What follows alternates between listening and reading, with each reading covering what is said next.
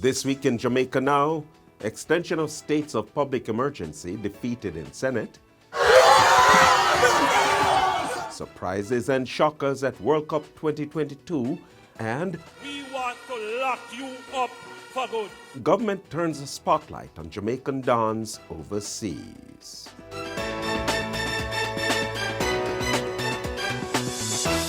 I'm Neville Graham, and this is Jamaica Now. The extension of the states of public emergency was on Friday blocked following a vote along party lines in the Senate. The 13-8 vote came after more than 5 hours of debate. An affirmative vote from at least one opposition senator was required to extend the SOEs for 46 days to January 14, 2023. The SOEs, which were declared on November 15, are set to expire November 28.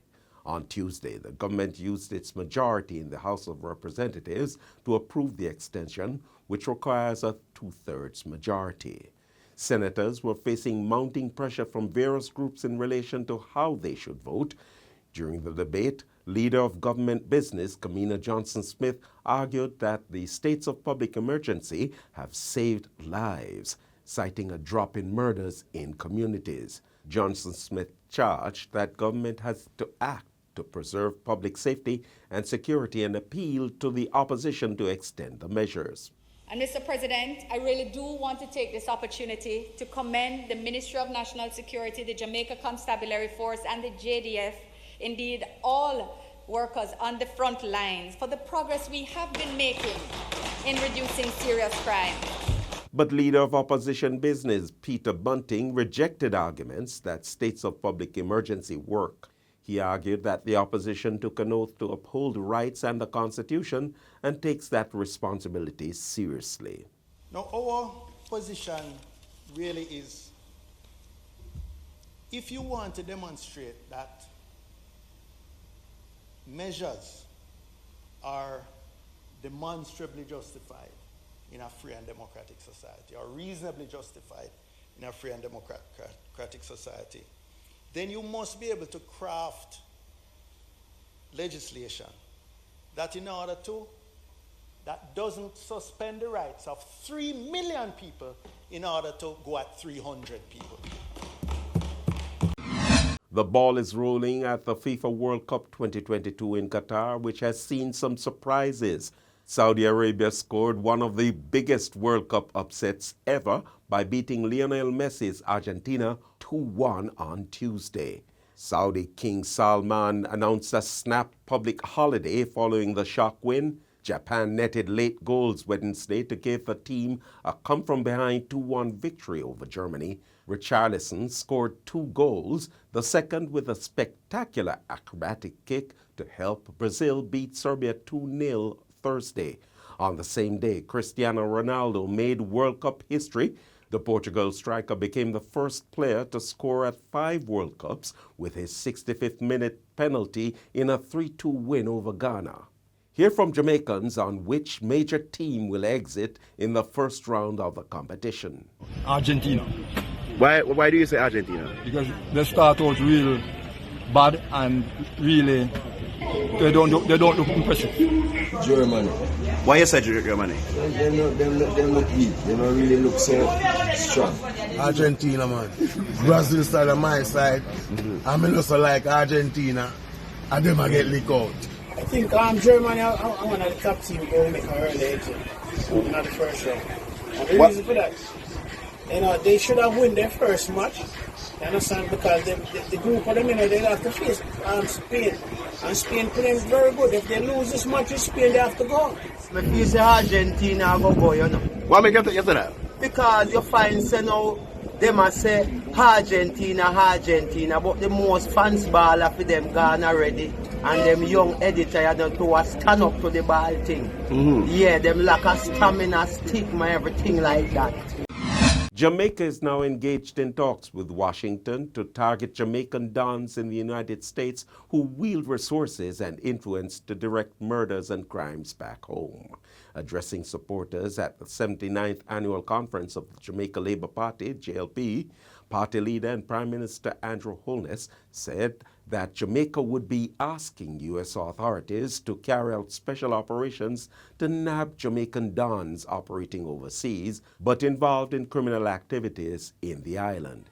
Before I came, I just got a note from the police that they conducted a snap raid at 2 locations and they found a firearm and arrested 4 persons.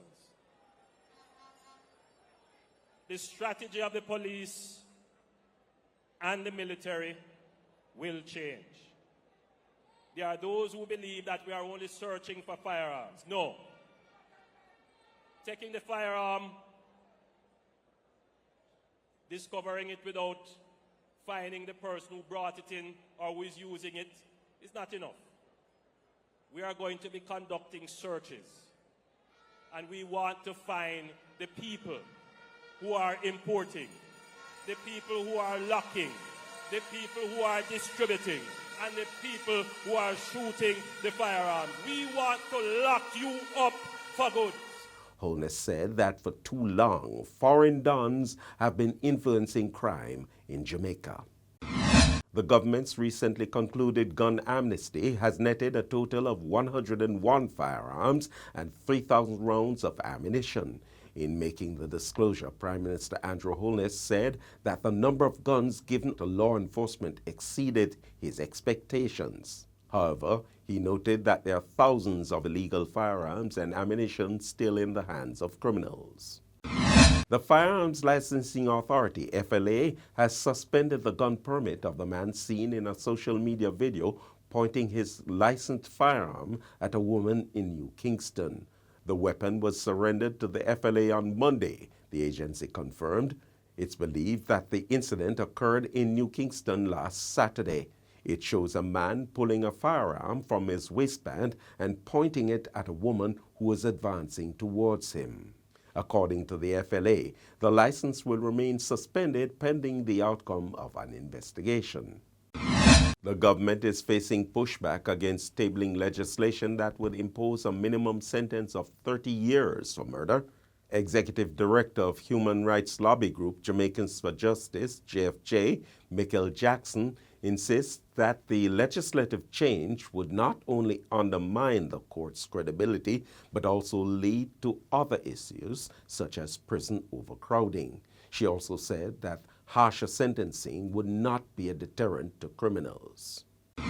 Children admitted to the Bustamante Hospital for Children will begin to receive animal-assisted therapy during the upcoming Christmas season for a period of 18 months. Minister of Health and Wellness, Dr. Christopher Tufton, said the Animal-Assisted Recovery and Care AARC pilot project is a patient-centered intervention that will complement healthcare delivery to hospitalized pediatric patients undergoing procedures or who require long-term hospitalization. A golden retriever called Dr. Teddy Barks will be the project's main therapy animal. Birds, rabbits, and kittens will also participate in the project. Dr. Tufton said the project aims to reduce the anxiety and stress associated with hospitalization, reduce the length of stay, reduce the need for pharmacological interventions, and improve the social environment for healthcare delivery. Of note, Madam Speaker, is that a staff sensitization session has been conducted at the hospital on April 28 this year, and the purpose of the session was to provide an overview of the pilot and obtain feedback and recommendations prior to implementation. Madam Speaker, risk mitigation strategies around this pilot will be guided by a policy and procedural guideline document that was developed to outline the contingent actions for the safe implementation of this pilot project.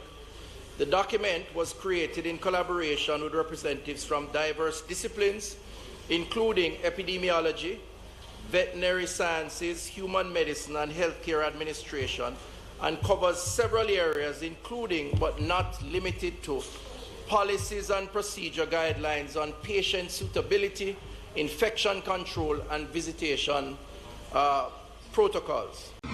The government has received an unsolicited bid from a prominent Jamaican developer to construct a $30 billion prison on 300 acres of land in Hartlands, St. Catherine. The proposed prison would be built on 100 acres and accommodate up to 3,500 inmates, with facilities to include a courthouse and a hospital. The remaining 200 acres would be used for skills training and farming, as well as subsistence. The developer would finance the upfront cost to build the prison while engaging the government in a public-private partnership in its operations, the Gleaner understands. And that's it for this edition of Jamaica Now, your weekly review of the big news stories. Send us your comments at onlinefeedback@gleanerjm.com. Follow us on Twitter and Instagram at Jamaica Gleaner and on Facebook at Gleaner Jamaica. Like this video on our YouTube page, turn on your notification, and subscribe today.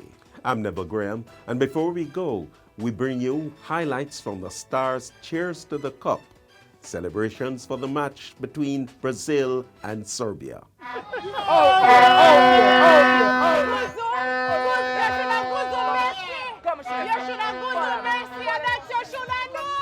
So what is score line for the Brazil-Serbia game? Right now, if I want number 8, if I wind up, we work with one number. Two love, you're a Brazilian fan. Right true, right? Right true. Who are you fearing the most for this World Cup? Me not fear nobody. We not fear nobody. Brazil. Argentina! Don't want Brazil. Don't want Brazil. You need to go to your soul. Come on, Brazil. You need to go to your soul.